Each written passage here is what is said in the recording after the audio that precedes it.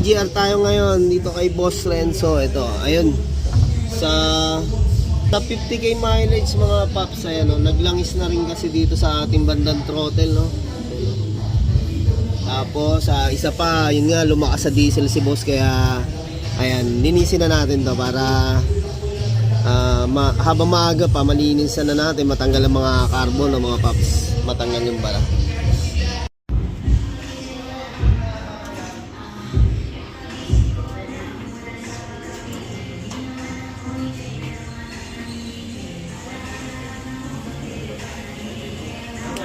Okay, ito na yung ating throttle body. Marumi na rin po talaga, oh. Saka yun nga, nilalabas na yung langis. Masyado nang maraming nilalabas sa langis, ano. Nagpapara na yung ating EGR. Talagang ha? Okay. Oh, yun mga paps idol, ano, pagka gusto nyo magpalinis ng EGR valve, message lang po kayo sa ating page ng AE Car Care Services. Google lang. Ayan po. Dito lang po sa 59 Rizal Avenue, Taytay, Rizal. Bali kasi ito na yung pinaka-tune up natin ng ganitong mga modelo, 16 pataas na model, ano po. Yan.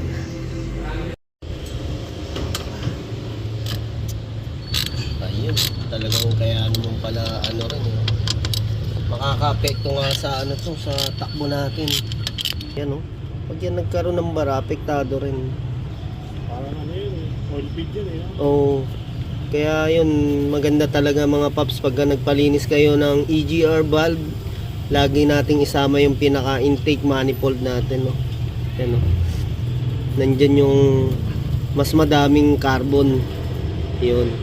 Dahil nga kung hindi natin malilinisan yung intake manifold, mapupuno rin agad yung ating EGR valve ng carbon. Kaya yun, the best talaga. Kasama yan pati yung ating EGR cooler.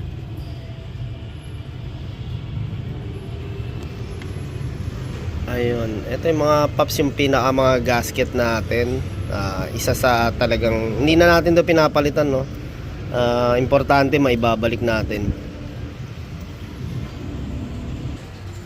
Ayun mga paps, sa dami ng carbon nga,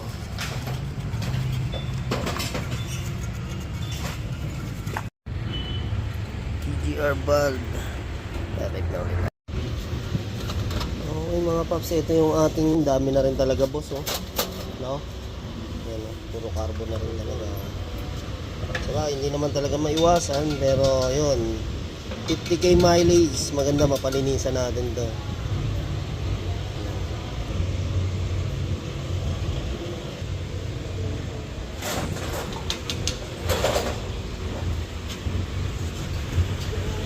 Ren?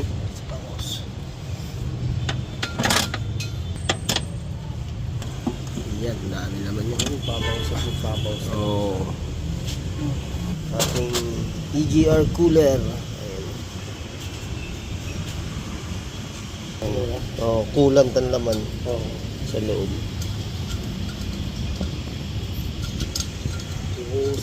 Ayun, yung carbon. Dito pa lang yung mga paps, sa tubo na to. Okay mga paps, ito na nga yung ating intake manifold ng Montero Gen 3. Tapos yung ating combustion, ayun, marumi na rin, saktong linisin. Yun mga paps, kailangan natin tanggalin yung mga carbon na yan. Okay. Tapos ito nga, isa to, ito itong pinaka sensor, isa rin yan, pag talagang puno ng carbon yan, nagpapa-check engine yan. Oo. Wow. Ito. Ayun. Okay, ito nga mga paps, nalinisan natin,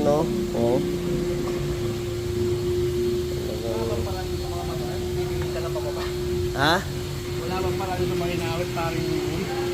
Yan, mahiga. Okay, naka-video na yan. Okay na, i-video ako ito, pera muna ako. Okay. Okay, ito mga Pops Idol, ano, yung combustion chamber, lagi natin sinasama sa paglinis to. Para at least talagang masimot yung carbon. Yan. Kasi ito parang ano to, staka ng carbon to, wala namang butas. Pa rin nililinis natin to. Ito yung pinaka combustion naman natin. Ayan. Kapal ng carbon. Ito mga Pops, ang ginagamit natin nito degreaser. Yan. Para napapalambot niya ng carbon. Madaling kalasin.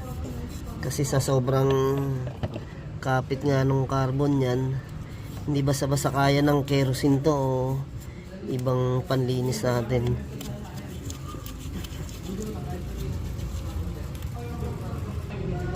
Okay, bali pag nililinis natin siya, no, yung linis natin laging palabas. Hindi pwedeng pumasok sa loob yung carbon. Kailangan mas maganda palabas siya. Ayan mga Pops. Tapos yung ginagamit natin na panlinis, yung tela, yung hindi pwedeng madudurog, no. Baka pumasok sa loob ng pinaka-combustion niya. Yan. Yes.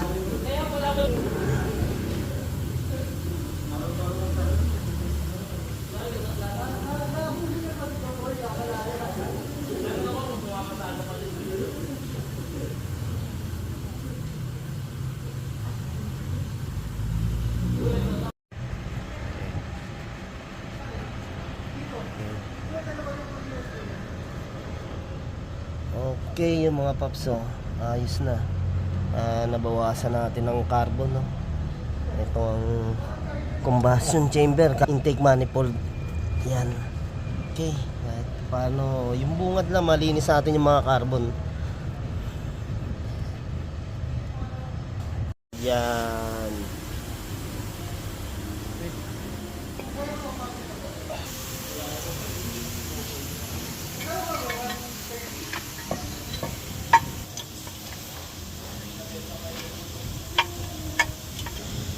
Okay, yun nga mga Pops Idol, sa etong Montero Gentry, linisan natin ng EGR valve, 50 pataas. Ayan, kailangan natin mapalinisan para naman makatipid tayo ulit sa consume ng ating diesel.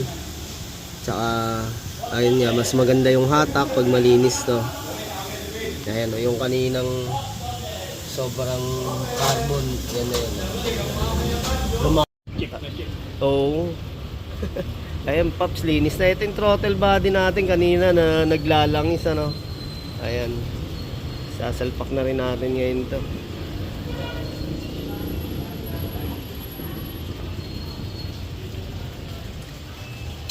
Kaya hindi nahirapan sa pag-start. Off ya, sorry. Ayan. Pops, tapos na nga tayo, no? Nalinisan na natin yung DGR, sinasabi na natin yung kulan ni boss. Bali nagdagdag lang tayo ng kulan kasi nabawasan niya. Okay, thank you kay Boss Renzo. Thank you, AE. Yun, thank you. Sa ulitin. Update kita kuya. Okay, boss.